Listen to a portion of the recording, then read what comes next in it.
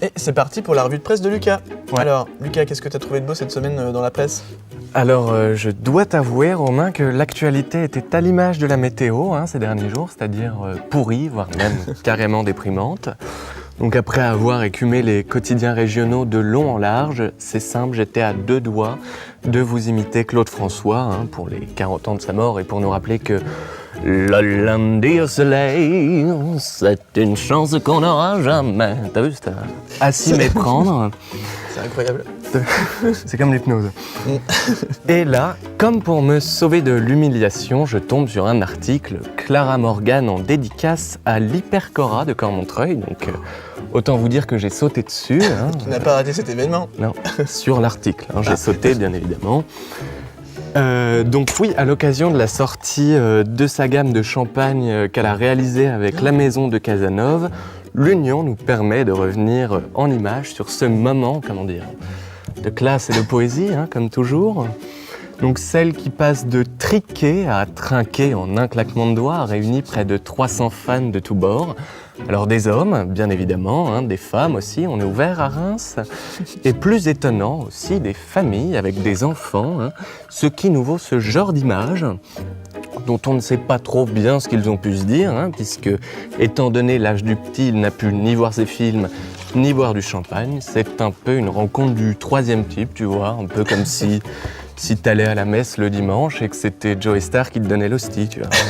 Particulier. Oui. Il y a un truc qui n'est pas à sa place, je m'en fous quoi, Joey Starr, l'église, mais ça colle pas. Ça colle pas. Bon. Sinon, en arrivant, Clara a admiré la foule, qui s'étendait au moins jusqu'au stand de dégustation de boudin. Elle a eu le sourire aux lèvres, je précise, ici. Ensuite, son regard s'est posé sur ce monsieur avec son t-shirt pour le moins distingué, puisque l'on peut le traduire par « Reste calme et suce ma ». Je vous laisse deviner le reste, ce à quoi elle a répondu « J'ai pris 2 Xanax ce matin, merci, et au suivant ». Pardon. Avant de repartir, elle a tenu à adresser quelques mots aussi à son public, moment immortalisé à travers cette photo. Et là, c'est vraiment dommage que mes connaissances en Photoshop soient si nazes, parce que je vous aurais fait un montage, mais alors là, mais du tonnerre. Pardon. Je vais un peu trop comme ça. Faut que j'arrête. Mon Dieu. Et pour conclure, finalement, penchons-nous sur le photoshoot de promo. On sent l'authenticité, le terroir, et puis c'est vrai qu'il fait rarement froid dans les caves, donc la tenue est carrément appropriée, mais là, il y a quand même un souci, j'ai envie de dire, gaffe au bouchon, Clara, gaffe au bouchon.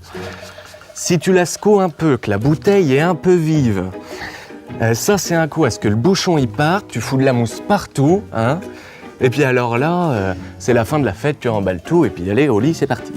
Ou pire, aux urgences, parce que je rappelle que la première cause de cécité traumatique en France, c'est le bouchon dans l'œil.